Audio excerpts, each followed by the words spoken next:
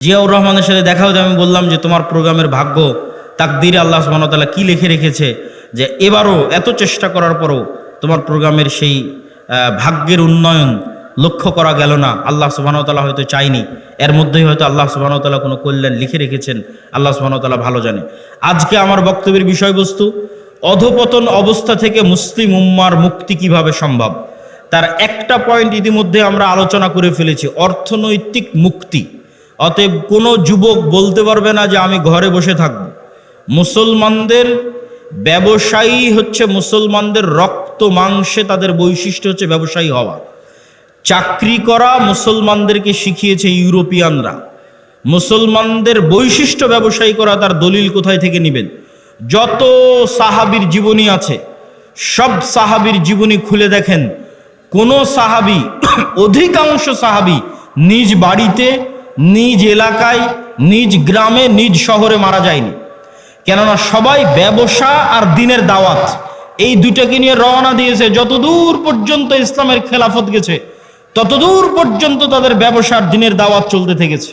যেখানে ইসলামিক খেলাফত যায়নি, মালয়েশিয়া, ইন্দোনেশিয়া, ব্রুনাই পর্যন্ত সাহাবীদের দাওয়াত গেছে ব্যবসা আর দিনের দাওয়াত। ভারতের কেরালা, বাংলাদেশের চিটাগাং, এগুলোতে পর্যন্ত দাওয়াত এসেছে ব্যবসা এবং দিনের দাওয়াতের মাধ্যমে। কিন্তু ইউরোপীয় উপনিবেশ মুসলমানদের শিখিয়েছে তোমাদের চাকরি করতে হবে। চাকরি শব্দের অর্থ হচ্ছে চাকর থেকে চাকুরি, গোলাম থেকে গোলামি, নৌকার থেকে নৌকরি, চাকর থেকে চাকুরি। চাকুরির মধ্যে একটু হলো গোলামের আলামত এবং স্বভাব আছে। আল্লামা ইকবাল বলেছেন, জিন্দা কওমোं का यही है আলামত कि बदलती रहती है सुबह शाम उनके। বলছে জীবিত কওমকে, কোন জাতিকে দেখলে বুঝবা যে এই গ্রামের মানুষ এখনো বেঁচে আছে, এই মুসলিম উম্মাহ এখনো বেঁচে আছে, বাংলাদেশের মানুষেরা এখনো বেঁচে আছে যদি দেখো তাদের প্রতিদিনের সকাল সন্ধ্যা পরিবর্তন হচ্ছে। তাদের প্রতিদিনের সকাল সন্ধ্যা যদি পরিবর্তন হচ্ছে দেখো, তাহলে বুঝবা বেঁচে আছে। আর যদি দেখো প্রত্যেক দিন একই রকম, সকালে উঠে অফিস, অফিস থেকে বের হয়ে বাসা, সকালে উঠে অফিস, অফিস থেকে বের হয়ে বাসা, সকালে উঠে কারখানা, কারখানা থেকে বের হয়ে বাসা, যদি সেম রুটিন থাকে তাহলে বুঝবে এই জাতি মারা গেছে। কেন? মরু যাযাবর বিদুইন যারা মুসলমান হয়েছিল তাদের কোনো দিন সকাল সন্ধ্যা একরকম থাকতো না। ওরা আজকে এখানে 5 দিন, এখান থেকে উঠে পরের দিন রংপুর, রংপুর থেকে উঠে পরের দিন রাজশাহী, রাজশাহী থেকে উঠে পরের দিন ঢাকা। প্রতিদিন এদের সকাল সন্ধ্যা পরিবর্তন হয়। আর যারা ব্যবসায়ী এদের কোনোদিন সকাল সন্ধ্যা এক থাকে না। আজ এই উদ্যোগ, কাল এই সমস্যা, কাল এই প্রবলেম, আজকে এই সমস্যা, আজকে এই উদ্যোগ। প্রতিদিন তাদেরকে নতুন নতুন চ্যালেঞ্জ, নতুন নতুন প্রবলেম মোকাবেলা করে ব্যবসা করতে হয়। তাহলে বুঝতে হবে এরা জীবিত আছে। ব্যবসায়ী হতেই হবে, ব্যবসায়ী হওয়ার চেষ্টা যুবক সমাজকে করতেই হবে। কেন? তার একটা দলিল দিই। আইয়ুব আলাইহিস সালাতু ওয়াস সালাম একদা গোসল করছিলেন, তখন আসমান থেকে স্বর্ণের বৃষ্টি হচ্ছে। আইয়ুব আলাইহিস সালাতু ওয়াস সালাম গোসল বাদ দিয়ে ওই স্বর্ণের বৃষ্টি, স্বর্ণ কুড়াতে গেলেন। যখন স্বর্ণ কুড়াতে গেলেন তখন আল্লাহ সুবহানাহু ওয়া তাআলা আইয়ুব আলাইহিস সালাতু ওয়াস সালামকে বলছে, তোমাকে তো আমি গরিব করে দিইনি, তাহলে তুমি কেন স্বর্ণ কুড়াতে গেলে? এখনো তোমার লোভ গেল না? ধন সম্পদের উপর থেকে এখনো তোমার লোভ যায়নি, থেকে গেছে? তখন আইয়ুব আলাইহিস সালাতু ওয়াস সালাম উত্তরে বলছে, আল্লাহ, ধন সম্পদের উপর লোভ থেকে নয়, স্বর্ণের উপর লোভ থেকে নয়, এই যে স্বর্ণ আকাশ থেকে অবতীর্ণ হচ্ছে এটা আপনার দয়া অবতীর্ণ হচ্ছে, এটা আপনার রহমত অবতীর্ণ হচ্ছে। আর আমি যদি সারা পৃথিবীর সকল ধন সম্পদের মালিক হয়ে যাই, তবু আপনার দয়া থেকে যদি বলি যে না আল্লাহর দয়া আমার দরকার নাই, তাহলে তো আমি অহংকারী। সারা পৃথিবীর সব ধন সম্পদের মালিক হয়ে গেছি, তাও যদি বুঝতে পারি ওখান থেকে 1 টাকা ইনকাম করা যাবে, তাহলে আমি মনে করব ওই 1 টাকা তো আল্লাহর দয়া। তাহলে ওই 1 টাকা ইনকাম বাদ দিয়ে ঘরে বসে থাকলে এটা অহংকার হবে আল্লাহর দয়ার সাথে। অতএব ওখান থেকে 1 টাকা ইনকাম করা যাবে, ওটা আল্লাহর দয়া, তাড়াতাড়ি ওটা নিতে হবে। আল্লাহ সুবহানাহু ওয়া তাআলা বলছেন, ফাইদা কুজিয়াতিস সালাত ফান্তাশিরু ফিল আরজ ওয়াবতাগু মিন ফাজলিল্লাহ। যখনই তোমাদের সালাত শেষ হয়ে যায় তখনই তোমরা বের হয়ে যাও পৃথিবীতে। যেখানে পৃথিবীতে তোমরা আল্লাহর দয়া দেখতে পাবে, সারা পৃথিবীতে আল্লাহর দয়া ছড়িয়ে ছিটিয়ে আছে, ওই দয়াগুলো জমা করো। ওই দয়াগুলো একত্রিত করো, ওই রিজিকগুলো অনুসন্ধান করো, তাহলে কোনো যুবকের পক্ষে সমীচীন হবে না, কোনো মানুষের পক্ষে সমীচীন হবে না যে সে বুঝতে পারবে ওখান থেকে 1 টাকা পাওয়া যাবে আর ওই 1 টাকা ইনকামের চেষ্টা করবে না। এটা অহংকার। বক্তব্যের এই পয়েন্ট আর একটা কথা বলে শেষ করে নতুন পয়েন্টের দিকে এগিয়ে যাই। ধনী কিভাবে হবেন? আমি ইসলামিক ফাইন্যান্সের ছাত্র হিসেবে আজকে আপনাদের গাইবান্ধার মানুষকে একটা পরামর্শ দিয়ে যাই। ধনী হওয়ার উপায় কি? 1 নাম্বার, ধনী হওয়ার পৃথিবীতে কোনো শর্টকাট রাস্তা নাই। প্রত্যেক শর্টকাট রাস্তা হারাম। প্রত্যেক যে এসে আপনাকে বলবে যে এখানে এটা করো, এতদিনের মধ্যে তুমি এত টাকার মালিক হয়ে যাবে, নিশ্চিত জেনে থাকবেন এটা হারাম। পৃথিবীতে ধনী হওয়ার কোনো শর্টকাট রাস্তা নাই, প্রত্যেক শর্টকাট রাস্তা জুয়া। তাহলে ধনী হওয়ার রাস্তা কি? ধনী হওয়ার রাস্তা হচ্ছে কম্পাউন্ড পদ্ধতিতে ধনী হওয়া। সেটা কি? আজকে আপনাদের উপস্থিত জনসমাজকে বললাম আমার এক হাতে আছে 50 লক্ষ টাকা, আর এক হাতে আছে 1 টাকা। আপনারা কে 50 লক্ষ নিতে চান, কে 1 টাকা নিতে চান? তবে শর্ত কি জানেন? এই 50 লক্ষ টাকা থেকে 1 টাকাও বাড়বে না, আর এই 1 টাকা থেকে প্রতিদিন এই 1 টাকাটা দ্বিগুণ হবে। আজ 1 টাকা তো কাল 2 টাকা, 2 টাকা তো পরের দিন 4 টাকা, 4 টাকা তো পরের দিন 8 টাকা, 8 টাকা তো পরের দিন 16 টাকা। কতদিন দ্বিগুণ হবে? 30 দিন। তা আপনারা এখানে বসে থেকেও যদি এখন ক্যালকুলেশন করেন, আপনার মনে হবে আরে বাড়তে তো 8 টাকা, 8 টাকা থেকে 16 টাকার কতই বাড়বে, 16 টাকা থেকে 32 টাকা, তার চেয়ে ভালো এই যে 50 লক্ষ টাকা এটা নিয়ে নিই। আপনি তাহলে ধনী হতে পারবেন না। আপনি এখনো ব্যবসা বুঝেন না, আপনি এখনো জুয়ার মধ্যে আছেন। মনে করতেছেন ব্যবসা মানে মনে হয় জুয়া, যে একটা গেম খেলে নিলাম একবারে ধনী হয়ে গেলাম। এখান থেকে উঠে গিয়ে হিসাব করবেন যে এই 1 টাকা দ্বিগুণ হতে হতে 30তম দিনে কত হবে? 1 কোটি টাকার বেশি হবে। ক্যালকুলেটরে অথবা মোবাইলে বক্তব্যের শেষে হিসাব করবেন যে 1 টাকা থেকে 2 টাকা, 2 টাকা থেকে 4 টাকা, 4 টাকা 8 টাকা, 8 টাকা থেকে 16 টাকা দ্বিগুণ হতে হতে 30তম দিনে কত হয়? 30তম দিনে 1 কোটি টাকার বেশি হয়ে যাবে। তাহলে ধীর স্থিরভাবে টাকা বাড়তে থাকবে। এটা হলো ধনী হওয়ার রাস্তা। ধনী হওয়ার 2 নম্বর রাস্তা, ধরেন আপনাকে 50 লক্ষ টাকা দিয়ে দিলাম, যে যাও তোমাকে 50 লক্ষ টাকা দিয়ে দিচ্ছি। এখন তুমি ধনী হবা কিনা এটা নির্ভর করছে তোমার মেন্টালিটির উপর, মানসিকতার উপর। কে ধনী হবে 50 লক্ষ টাকা নিয়ে, কে ধনী হবে না বুঝেন। যে 50 লক্ষ টাকা নিয়ে গিয়ে চিন্তা করবে আরে 50 লক্ষ টাকা পেয়েছি, তাহলে 50 লক্ষ টাকা থেকে একটা গাড়ি কিনি, মোটরসাইকেল কিনি, তারপরে একটা গাড়ি কিনি 20 লাখ টাকা দিয়ে, বাড়ি করি 30 লাখ টাকা দিয়ে, আর কি করা যায়? একটা এসি কিনি, একটা ফ্রিজ কিনি, আর কি একটা টিভি কিনি। এই ব্যক্তি এই 50 লক্ষ টাকা প্রত্যেক ওই জায়গাতে খরচ করেছে যেখান থেকে আরো খরচ বাড়বে। মোটরসাইকেল কিনেছে, মোটরসাইকেলের তেলে খরচ আছে। গাড়ি কিনেছে, এই যে গাড়ি আজকে আমাদের অ্যাক্সিডেন্ট হলো, গাড়িতে খরচ বাড়বে। গাড়ির গাড়ির টায়ার নষ্ট হবে, চাকা নষ্ট হবে, ওটা নতুন করে কিনতে হবে। প্রতিদিন মোবাইল লাগবে, মোবাইল দিতে হবে। ও যে এসি ফ্রিজ কিনেছে, ওখানে কারেন্ট বিল আসবে, বিদ্যুৎ বিল আসবে। মোবাইল কিনেছে, ইন্টারনেট কিনেছে, ওয়াইফাই কিনেছে, ইন্টারনেটের বিল আসবে। তাহলে এই টাকা প্রত্যেক ওই জায়গাতে ব্যবহার করলো যেখান থেকে আরো খরচ বাড়লো। এই জীবনে কোনো দিন ধনী হতে পারবে না। এর ধনী হওয়ার রাস্তা ফুল স্টপ হয়ে গেছে। এই যদি প্রবাস থেকে কোটি টাকা ইনকাম করে নিয়ে আসে তাও ধনী হবে না, গার্মেন্টসে কাজ করে ইনকাম করে তাও ধনী হবে না, আপনারা যদি মাঠে জমিতে কাজ করে টাকা জমা করেন তাও ধনী হবেন না। শেষ ধনী হওয়ার রাস্তা। ধনী কে হবে? 1 টাকা ইনকাম করেছে, 10 টাকা ইনকাম করেছে, ইনকাম করার পর যে চিন্তা করতে পারবে যে আমার গায়ের জামাটা ছিঁড়া আছে, ছিঁড়াই থাক, আমার পায়ের স্যান্ডেলটা ছিঁড়া আছে, ছিঁড়াই থাক, আমার বাড়ি মাটির আছে, মাটিরই থাক। আগে 10 টাকা এমন জায়গায় ব্যয় করি যেখান থেকে আর 1 টাকা ইনকাম হবে, যেখান থেকে আর 1 টাকা ইনকাম বের হয়ে আসবে, ওই জায়গাতে আগে ব্যয় করি এই 10 টাকা। এই ব্যক্তি ধনী হয়ে যাবে। সময় লাগবে, 30 বছর সময় লাগবে, কিন্তু ওই যে কম্পাউন্ড ওয়েতে আস্তে আস্তে বাড়তে বাড়তে শেষের দিকে গিয়ে কোটিপতি হয়ে যাবে দ্রুত। শেষে গিয়ে দ্রুত কোটিপতি হবে, শুরুতে অত দ্রুত হবে না, কিন্তু ওর পদ্ধতি ঠিক আছে। আর 10 টাকা ইনকাম করে বলবেন আজকে নতুন জামা লাগবে, 10 টাকা ইনকাম করে বলবে আজকে নতুন স্যান্ডেল লাগবে, আজকে এসি ফ্রিজ লাগবে, জীবনে ধনী হবে না। যে টাকা এমন জায়গায় ব্যয় করতে পারে যেখান থেকে আবার টাকা ইনকাম হওয়ার রাস্তা তৈরি হবে, এ ধনী হয়ে যাবে, আজকে যতই গরিব থাকুক। তাহলে মুসলমানদের ধনী হওয়া ছাড়া, অর্থনৈতিক মুক্তি ছাড়া গোলামি থেকে মুক্তির রাস্তা নাই। আজকের পুরো পৃথিবী টিকেই আছে ডলারের গোলামির উপর। ভেনেজুয়েলার প্রেসিডেন্টকে হাত পা বেঁধে তুলে নিয়ে যাওয়ার কারণ কি? টাকা, তেল।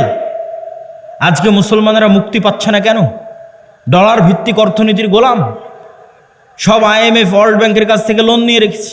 সারা পৃথিবীর সকল অর্থনীতির কন্ট্রোল ইহুদিদের হাতে।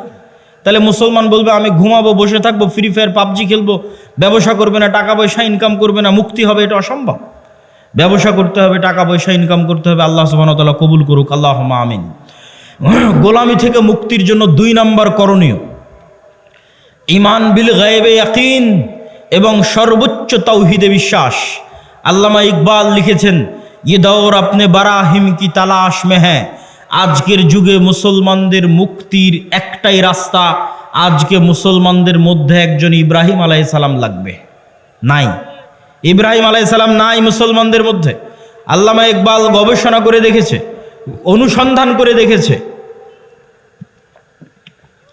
মুসলমানদের মধ্যে সালাত আদায়কারী আছে, রোজাদার আছে, দানবীর আছে, ইব্রাহিম আলাইহিস সালামের মতো সর্বোচ্চ তাওহীদে বিশ্বাসী নাই।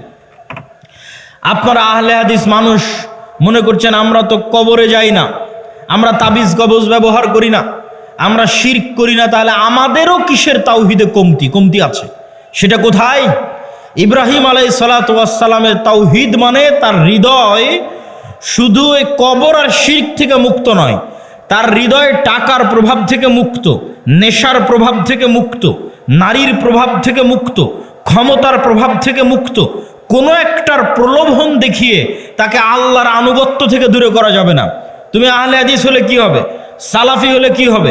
কবরে পূজা না দিলে কি হবে? তুমি তো বিড়িখোর, সিগারেটখোর, বিড়ি সিগারেটের নেশায় আছো। তাহলে তোমার ইলাহকে ওই বিড়ি সিগারেট। ইলাহাহু হাওয়া, যার নফসকে সে নিজের ইলাহ বানিয়ে নিয়েছে। তুমি টাকার জন্য হালাল হারাম বাস বিচার না করেই টাকার জন্য পাগল, তাহলে তোমার ইলাহকে টাকা। তুমি ক্ষমতার জন্য বাস বিচার না করে মানুষ হত্যা করতে পারো, মিছিল মিটিং করতে পারো, মিথ্যা কথা বলতে পারো, তাহলে তোমার ইলাহকে ক্ষমতা। তাহলে যার অন্তরে হয় ক্ষমতার প্রভাব আছে, না হয় নারীর প্রভাব আছে, না হয় টাকার প্রভাব আছে, না হয় জুয়ার প্রভাব আছে, না হয় অন্য কোনো নেশার প্রভাব আছে, এ তাওহীদপন্থী নয়। এই ইব্রাহিম আলাইহিস সালাতু ওয়াস সালামের উত্তরসূরি নয়। যতই শিরকে আকবার না করুক, বড় শিরক না করুক, ইব্রাহিম আলাইহিস সালাম কে? যার হৃদয় শুধু ওটাই চায় যেটা আল্লাহ বলেছে, তার হৃদয় ওটাই ভালোবাসে যেটা আল্লাহ ভালোবাসে, তার হৃদয় ওটাই ঘৃণা করে যেটা আল্লাহ ঘৃণা করে। এটা এত সহজ নয়। আল্লাহ যেটা ঘৃণা করতে বলেছে ওটাকে আপনি শতভাগ ঘৃণা করবেন, আর আল্লাহ যেটা ভালোবাসতে বলেছে ওটাকে আপনি জান প্রাণ দিয়ে ভালোবাসবেন। এই মহব্বত, এই ভালোবাসা আল্লাহ সুবহানাহু ওয়া তাআলার সাথে, এই সম্পর্ক আল্লাহ সুবহানাহু ওয়া তাআলার সাথে, আল্লাহকে আপনি ওই লেভেলের ইলাহ মানেন, এই মুসলমান হওয়া এত সহজ নয়। ওই ইব্রাহিম আলাইহিস সালাতু ওয়াস সালাম হওয়া অত সহজ নয়, কিন্তু ইব্রাহিম আলাইহিস সালাম লাগবে। মুক্তি ইব্রাহিম আলাইহিস সালাতু ওয়াস সালামের মতো মানুষ হওয়া ছাড়া সম্ভব নয়। 2 নম্বর ঈমান বিল গায়বে ইয়াকিন। গায়েব মানে যা চোখে দেখা যায় না। আজকে এখানে আব্দুল্লাহ বিন আব্দুর রাজ্জাক উপস্থিত হয়েছে, এটা আপনারা চোখে দেখতে পাচ্ছেন, কিন্তু এখানে যে ফেরেশতারা উপস্থিত হয়েছে এটা কি দেখতে পাচ্ছেন? দেখতে পাচ্ছেন না। কিন্তু ফেরেশতারা যে উপস্থিত হয়েছে ওটাকে যেই দিন এইভাবে বিশ্বাস করতে পারবেন, যেভাবে এখন আমাকে দেখে যেটা আপনার অন্তরে যেই মাত্রার বিশ্বাস, যেখানে আব্দুল্লাহ বিন আব্দুর রাজ্জাক উপস্থিত আছে, এই মাত্রার বিশ্বাস যেই দিন হবে যেন এখানে আমার পাশে ফেরেশতারা বসে আছে, এটার নাম ঈমান বিল গায়বে ইয়াকিন। এটা হচ্ছে দেখতে পাওয়া, ভিজুয়ালাইজ করা। কবরকে আপনি দেখতে পাচ্ছেন, জান্নাতকে আপনি দেখতে পাচ্ছেন, জাহান্নামকে আপনি দেখতে পাচ্ছেন। আপনি কল্পনা করেন, আসহাবুল উখদুদের ঘটনা বলছিল তাওহীদ ভাই, ওমা নাকামু মিনহুম ইল্লা ইউমিনু বিল্লাহিল আজিজিল হামিদ, বলছে যে আগুনের মধ্যে ঢুকে যাচ্ছে। ঘটনা তো ভাই বলেছে, আমি শুধু লজিক বলি। ওদের বাড়ি আছে, ঘর আছে, বাড়ি ঘর রেখে সাক্ষাৎ আগুনের মধ্যে কিভাবে ঢুকে? একটা রাস্তা ছাড়া ওই আগুনের মধ্যে ঢুকার কোনো রাস্তা নাই। আপনি পারবো না। পারবো একটা শর্ত পূরণ করলে। সেটা কি? আসহাবুল উখদুদের ঈমান বিল গায়বে ইয়াকিন এত বেশি ছিল যে ওরা ওই আগুনের মধ্যে জান্নাত দেখতে পাচ্ছিল। ওরা আগুনে ঢোকেনি রে পাগলা, ওরা জান্নাতে ঢুকেছে। আল্লাহু আকবার। আপনি মনে করছেন আগুনে ঢুকেছে, কিন্তু ওরা তো আগুন দেখতেই পায়নি। ওরা ওই আগুনের জান্নাত দেখতে পেয়েছে। আমরা কিসে ঢুকছি? জান্নাতে ঢুকতেছি। জান্নাতকে এরকম ভিজুয়ালাইজ যতক্ষণ না করতে পারে ঢোকা সম্ভব নয়। আর ওরা যখন পেছন মুড়িয়ে নিজের বাড়ি ঘর দেখেছে তখন দেখতে পাচ্ছে। আপনি দেখছেন বাড়িতে এসি আছে, ফ্রিজ আছে, ঘর বাড়ি আছে, ছেলে মেয়ে আছে, কিন্তু ওরা যখন বাড়ির দিকে তাকিয়ে দেখেছে তখন দেখছে আর এখানে তো জাহান্নামের আগুন জ্বলছে। সত্যি দেখতে পাচ্ছে, কাল্পনিক নয়। সত্যি দেখতে পাচ্ছে আর আমাদের বাড়ি ঘরে তো জাহান্নামের আগুন জ্বলছে, ওরে বাবারে, এখানে ফেরত যাওয়া যাবে না। আর এই এই আগুনের মধ্যে কি দেখতে পাচ্ছে? জান্নাত। আর এখানে তো ঢুকতে হবে। এর নাম হচ্ছে ঈমান বিল গায়বি ইয়াকিন। এই লেভেলের ঈমান যতক্ষণ পর্যন্ত অন্তত বাংলাদেশের 20% মুসলমানের না হয়েছে, ততক্ষণ আপনি বলবেন যে বাংলাদেশে ইসলাম প্রতিষ্ঠা হয়ে যাবে, ইসলামে খেলাফা কায়েম হয়ে যাবে, সম্ভব নয়। আজকে যদি আপনি আমাকে বাংলাদেশের প্রধানমন্ত্রী করে দেন, আজকে ইরানের কি অবস্থা দেখেন। আমি বাংলাদেশের ক্ষমতায় গিয়ে যদি বলি বাংলাদেশ শতভাগ ইসলামী আইন বাস্তবায়ন করে দিলাম, কালকে ভারত এবং আমেরিকা মিলে অর্থনৈতিক বয়কট দিবে বাংলাদেশকে, যেমন ইরানকে দিয়ে রেখেছে। তাহলে ইরানের মানুষ মিছিল করতেছে কেন? আপনিও মিছিল করবেন কেন? অর্থনৈতিক বয়কট দেওয়ার পর ডলার আসবে না, গার্মেন্টস বন্ধ হয়ে যাবে। তাহলে গাইবান্ধার মানুষ খাবে কি? গাইবান্ধার মানুষ এখন যেই জীবনযাত্রায় অভ্যস্ত, এই মানের জীবনযাত্রা থাকবে না। বিদ্যুৎ আছে, বিদ্যুৎ থাকবে না, অল্প থাকবে, যাবে আসবে। যে কয়েকজনের বাড়িতে এসি চলছে ওরা এসি চালাতে পারবে না, যে কয়েকজন ফ্রিজ আছে ওরা চালাতে পারবে না। তাহলে জীবনযাত্রার মান কমে যাবে। যখনই জীবনযাত্রার মান কমে যাবে তখন বলবে রাখো তোমার ইসলাম, আগের যেটা সেকুলার দেশ ছিল ওটাই ভালো ছিল। কখন বলবে না রাখো তোমার ইসলাম? যখন ওই আসহাবুল উখদুদের মতো ঈমান হবে, দেখতে পাবে আর এটা তো জান্নাত, এটা তো জাহান্নাম, এটা যেদিন দেখতে পাবে। এই লেভেলের ঈমান ছাড়া বাংলাদেশের সবচেয়ে পরহেজগার মানুষকে যদি রাষ্ট্র ক্ষমতায় বসিয়ে দেন, ও রাষ্ট্রে ইসলাম প্রতিষ্ঠা করতে পারবে না। বাংলাদেশের মানুষও আগে টেনে নামাবে যে তুই ক্ষমতায় থাকলে আমরা খেতে পাই না, টেনে নামাবে। কিন্তু যখন মনে করবে যে আমি খেতে পাচ্ছি না, এটাই কোরআনের ওই আয়াত, আম হাসিবতুম আন তাদখুলুল জান্নাহ ওয়ালাম্মা ইয়াতিকুম মাসালুল লাযীনা খালাউ মিন ক্বাবলিকুম মাসাতহুমুল বাসা ওয়াদ দাররা ওয়া যুলজিলু হাত্তা ইয়াকুলার রাসূল ওয়াল লাযীনা আমানু মাআহু মাতা নাসরুল্লাহ। দুনিয়ার মানুষ, জান্নাত কি তোমাদের নানির বাড়ি? জান্নাত কি তোমাদের মামার বাড়ি? আল্লাহ বলছেন আম হাসিবতুম আন তাদখুলুল জান্নাহ, মনে করে নিলার জান্নাতে চলে গেলা, অথচ তোমাদের অতীতে যারা চলে গেছে তারা যে পরিমাণ কষ্ট সহ্য করেছে, তারা যে পরিমাণ আল্লাহর পরীক্ষার মুখোমুখি হয়েছে, সেই পরিমাণ পরীক্ষা দুঃখ কষ্ট তোমরা কিছুই ভোগ করনি, আর বলছো জান্নাতে চলে যাব? সম্ভব নয়। সম্মানিত উপস্থিতি, ঈমান বিল গায়বি ইয়াকিন। গায়েব মানে না দেখা জিনিসকে দেখতে পাওয়া। চোখ বন্ধ করলে আপনি দেখতে পাচ্ছেন যে কবরে কি হয়, জান্নাতে কি হয়, এটা দেখাও সহজ। দু একটা সহজ বুদ্ধি বলে দিই, কেমনে দেখতে পাবেন। আল্লাহ প্রত্যেক স্তরে পরের স্তরের আলামত দিয়ে রেখেছে। আমরা এখন দুনিয়ার স্তরে আছি, এর পরের স্তর কবরের স্তর। তো প্রত্যেক দিন দুনিয়াতে আমরা কবর দেখতে পাই, আল্লাহ দেখার ব্যবস্থা করে দিয়েছে। সেটা হচ্ছে ঘুম। আপনি যখন ঘুমাতে যান তখন দোয়া পড়েন, আল্লাহুম্মা বিইসমিকা আমুতু ওয়া আহইয়া। আল্লাহ তোমার নামে ঘুমাতে যাচ্ছি। জি না, যদি হতো আল্লাহ তোমার নামে ঘুমাতে যাচ্ছে, তাহলে আরবি হতো আল্লাহুম্মা বিইসমিকা আনামু ওয়া আইকাজ। তাওহীদ ভাই আছে, বুঝতে পারতেছে, আরো যারা আরবি বুঝবে তারা বুঝতে পারবে। তাহলে তখন দোয়ার অর্থ কি হবে? যে আল্লাহ তোমার নামে ঘুমাতে যাচ্ছি, তোমার নামে ঘুম থেকে উঠবো। কিন্তু আল্লাহ দোয়া বানিয়েছে আল্লাহুম্মা বিইসমিকা আমুতু, আল্লাহ তোমার নামে মরতে যাচ্ছি, ওয়া আহইয়া, তোমার নামে মরা থেকে জীবিত হব। এবার সকালবেলা কি দোয়া শিখিয়েছে? আলহামদুলিল্লাহ ইল্লাযী আহইয়ানা বাদামা আমাতানা। কি আশ্চর্য! বলে আল্লাহ মরে গেছিলাম রাতের বেলা, মরা থেকে এখন জীবিত হলাম। বাদামা আমাতানা, মৃত্যুর পর। আল্লাহ রাতে মৃত্যু সংগঠিত হয়ে গেছিল, মৃত্যুর পর সকালবেলা তুমি জীবিত করে দিয়েছো। এটা হলো দোয়া। তাহলে প্রত্যেক দিন আমরা কবরে যাচ্ছি, প্রতি রাতে যখনই ঘুমাই তখনই কবরে যাই। ওটাই বারজাখের জীবন। বারজাখী জীবন ওই রকমই, কাছাকাছি। সেটার স্বাদ আল্লাহ সুবহানাহু ওয়া তাআলা দেন। যদিও রুহের পার্থক্য ভেদে বারজাখী জীবনে এক একজনের এক এক রকম হবে। যেমন যারা শহীদের রূহ, এরা পাখি হিসেবে জান্নাতে উড়বে, তাদের খাবারের ব্যবস্থা থাকবে। যারা শহীদের রুহের চাইতে উপরের লেভেলের রূহ, তারা আল্লাহর আরশে ঝুলন্ত থাকবে, বাতির মতো, আলোক বাতির মতো আল্লাহর আরশে ঝুলন্ত থাকবে। যারা তাদের চেয়েতেও টপ লেভেলের রূহ, নবীদের রূহ, তো নবীরা আরো টপ লেভেলের লাইভ জীবনযাপন করবে বারজাখে, লাইভ জীবনযাপন বারজাখে। মুসা আলাইহিস সালামের সাথে সাক্ষাৎ হচ্ছে, মসজিদে আকসায় নামাজ পড়তেছে মুহাম্মদ সাল্লাল্লাহু আলাইহি ওয়াসাল্লামের পিছনে। ইব্রাহিম আলাইহিস সালামের সাথে সাক্ষাৎ হচ্ছে। সবাই তো মরে গেছে, সবাই তো বারজাখী জীবনে আছে, কিন্তু নবীদের রূহ আরো আপার কোয়ালিটি, ওদের বারজাখী জীবনের ধরন আরো ভিন্ন, আরেকটু লাইভ। আর সাধারণ মুসলমানের রূহ ইল্লিয়িনে থাকবে যদি মুমিন হয়, আর কাফের, মুশরিক, ফাসিক, মুনাফিক হলে সিজ্জিনে থাকবে। এবার যখন চলে গেছে ইল্লিয়িনে, যখন চলে গেছে বারজাখী জীবনে, ওখান থেকে এবার জাহান্নাম দেখা যাবে প্রতিদিন, ওখান থেকে এবার জান্নাত দেখা যাবে প্রতিদিন। যেমন দুনিয়াতে প্রতিদিন কবর দেখা যাচ্ছে, প্রতিদিন ঘুমাচ্ছি, প্রতিদিন কবরে যাচ্ছি, এবার যখন কবরে চলে যাব, মানে চিরন্তন ঘুমে চলে যাব, তখন প্রতিদিন জান্নাত দেখব, জাহান্নাম দেখব। যে জাহান্নামের অধিকারী সে জাহান্নাম দেখবে, যে জান্নাতের অধিকারী ওই জান্নাত দেখবে। এবার কিয়ামত হওয়ার পর তখন সেখানে বাস্তবে প্রবেশ করবে। সম্মানিত উপস্থিতি, বারজাখী জীবন।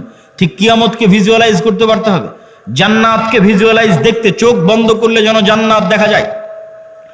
আপনার কাছে চিরন্তন চিরস্থায়ী আনন্দ কোনটা?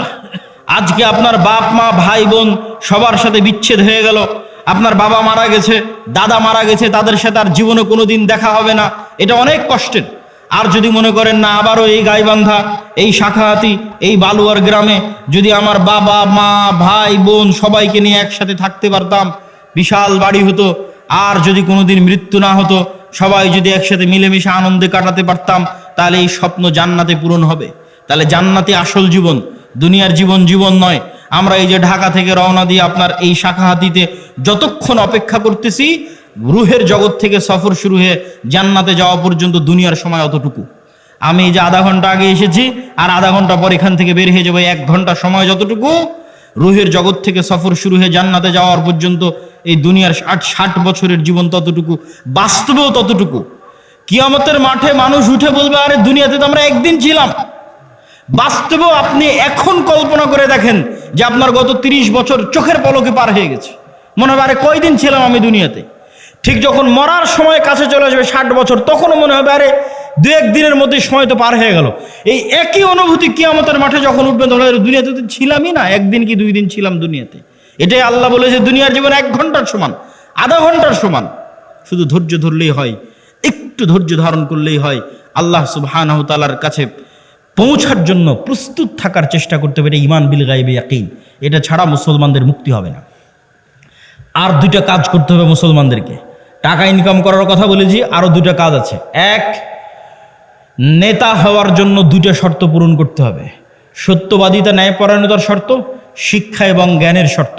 বুঝেন, আল্লাহ সুবহানাহু ওয়া তাআলা এই পৃথিবীকে যেই ফাংশনের উপর ডেভেলপ করেছে, এই ফাংশন সবার জন্য সমান। এই যে মোবাইল, এই মোবাইলের যেখানে চাপ দিলে লাইট জ্বলবে, এখানে যদি আমি চাপ দিই তাও লাইট জ্বলবে। এখানে ডোম চামার ম্যাথর মুচি হিন্দু বৌদ্ধ খ্রিস্টান সে চাপ দেয় তাও লাইট জ্বলবে, কেননা ওটা ওইভাবেই ফাংশন করা আছে। তো আল্লাহ এই পৃথিবীকে কিছু সিস্টেমের উপর ডেভেলপ করেছে। এখানে কিছু বাটন আছে, যেই সমস্ত বাটনে চাপ দিলে পরের রেজাল্ট বের হয়ে আসে। তো আল্লাহ তার নিজের তৈরি করা নিয়ম ভাঙ্গে না, খুব কম ভাঙ্গে। আল্লাহ আগুনকে তৈরি করেছে পোড়ানোর জন্য। ওই যে আসহাবুল উখদুদ, ওরা কত তাকওয়াবান পরহেজগার, ওরা আগুনের মধ্যে ঢুকে গেছে, আগুন পুড়িয়ে দিয়েছে। আগুন বলেনি যে এরা আল্লাহওয়ালা মানুষ, এদের পোড়াবো না। আল্লাহ তরবারিকে তৈরি করেছে কাটার জন্য। আল্লাহর নবী চাচা হামজা পর্যন্ত কেটে গেছে তরবারিতে। তরবারি বলেনি আরে এটা তো হামজার শরীর কাটবো না, না, নিয়ম নিয়ম। আল্লাহ খুব কম সময় নিয়ম ভাঙে। শুধুমাত্র ইব্রাহিম আলাইহিস সালামের সময় নিয়ম ভেঙেছে। আগুনকে বলছে, আগুন কুলনা ইয়া নারু কুনি বারদাম ওয়া সালামান আলা ইব্রাহিম, তোমার কাজ পোড়ানো, তবে আজকে নয়। কিন্তু সাধারণত আল্লাহ নিয়ম ভাঙে না। তাহলে আল্লাহ পৃথিবীকে তৈরি করেছে একটা নিয়মের উপর। সেই নিয়মটা হচ্ছে যে জ্ঞান এবং শিক্ষার বাটনে চাপ দিবে, ও অটোমেটিক শক্তিশালী এবং নেতা হয়ে যাবে। এটার উপর পৃথিবী দাঁড়িয়ে আছে। পৃথিবীর ফাংশনের মধ্যে একটা ফাংশন, যে জ্ঞান এবং শিক্ষা অর্জন করবে ও অটোমেটিক শক্তিশালী হবে, নেতা হবে। এখন ইহুদি খ্রিস্টান, ইউরোপ, আমেরিকা, ইসরায়েল, তাদের ছেলেমেয়েরা জ্ঞান এবং শিক্ষা অর্জন করবে, আর গাইবান্ধা, মহিমাগঞ্জ, গোবিন্দগঞ্জের যুবকেরা যদি free fire, PUBG, Facebook, IPL, BPL, জুয়া, অনলাইন বেটিং, নেশা, বিড়ি, সিগারেট, গাঁজা এগুলো নিয়ে ব্যস্ত থাকে, তাহলে আল্লাহ বলবেন না যে এই ইহুদি খ্রিস্টানেরা তোরা যতই জ্ঞান অর্জন কর, তোদেরকে নেতা বানাবো না। আমার গাইবান্ধা, গোবিন্দগঞ্জে একটা মদখোর, জুয়াখোর বান্দা আছে, ওকে নেতা বানাবো। কথা কি আমার বোঝা যায়? আল্লাহ সুবহানাহু ওয়া তাআলা তার নিয়ম ভাঙবেন না। অতএব তুমি যদি মনে করো আমাকে নেতা হতে হবে, তাহলে ওই বাটনে চাপ দিতেই হবে যেই বাটন নেতা হওয়ার জন্য আল্লাহ পৃথিবীতে দিয়ে রেখেছে, সেটা হচ্ছে জ্ঞান এবং শিক্ষা। জ্ঞান অর্জন করতে হবে, পড়তে হবে। আদম আলাইহিস সালাম সবচেয়ে জ্ঞানী, আল্লাহ সুবহানাহু ওয়া তাআলা সবচেয়ে জ্ঞানী। জ্ঞান আল্লাহর বৈশিষ্ট্য, জ্ঞান আদম আলাইহিস সালামের বৈশিষ্ট্য। তলুতকে নেতা বানানো হয়েছে জ্ঞানের কারণে। অতএব যুবক সমাজ, তোমাদের জ্ঞান অর্জন করতে হবে। তারপরের পয়েন্ট কি? ন্যায় পরায়ণতা, সত্যবাদিতা। বানু ইসরায়েলের ইতিহাস বহু বক্তব্যে আমি আলোচনা করেছি। বানু ইসরায়েলের ইতিহাসের সামারি কি, নবীর সন্তানেরা কিভাবে গোলাম হয়ে গেল, গোলাম হওয়ার কারণে কি কি বিকৃতি আসলো। এই যে এক্ষুনি ইউসুফ আলাইহিস সালামের গল্প বললাম, ইব্রাহিম, ইসহাক, ইয়াকুব, ইউসুফ, তাদের ছেলেরাই বানু ইসরায়েল। এরা ফেরাউনের গোলাম হয়ে গেল, 300 বছর গোলাম থাকলো। গোলাম হওয়ার পর মুসা আলাইহিস সালাম এসে এদের বাঁচালো। বাঁচানোর পর গোলামির কারণে কি কি পরিবর্তন হলো নবীর ছেলেদের, ইব্রাহিমের ছেলেদের কি কি পরিবর্তন আসলো গোলামির কারণে। আল্লাহ বলছেন যাও যুদ্ধ করতে হবে জেরুজালেমে। নবীর ছেলেরা কি বলে, ইযহাব আনতা ওয়া রাব্বুকা ফাকাতিলা, তুমি আর তোমার আল্লাহ গিয়ে যুদ্ধ করো। তারা ইব্রাহিম আলাইহিস সালামের ছেলে। আল্লাহ বলছেন এটা তাওরাত, ঈমান আনো। নবীর ছেলেরা কি বলছে, লান নুমিনা লাকা হাত্তা নারাল্লাহ জাহরাতান, যতক্ষণ তোমার আল্লাহকে স্বচক্ষে না দেখছো ততক্ষণ ঈমান আনবো না। আরে তুই তো এখনই দেখলি যে ফেরাউন ডুবে মরলো, আর কি দেখা লাগবে? এখনই ওর চোখের সামনে ফেরাউন ডুবে মরেছে। ফেরাউন ওদের উপর জুলুম করতো, সমুদ্রে ফেড়ে রাস্তা তৈরি হয়ে গেছে। এরা এখন এসে বলে যে আল্লাহকে না দেখলে ঈমান আনবো না। তাহলে কেমনে নবীর ছেলেদের স্বভাব এরকম হয়ে গেল? আল্লাহ বললেন আসমান থেকে খাবার আসবে, মান্না এবং সালোয়া। মান্না সালোয়া কি? মাশরুম। যেই মাশরুমের 1 কেজির দাম 4 থেকে 5 লক্ষ টাকা আজকের বাজারে। আর বিশেষ এক প্রকার কোয়েল পাখির মতো ছোট সুস্বাদু পাখির গোস্ত জান্নাত থেকে আসতো।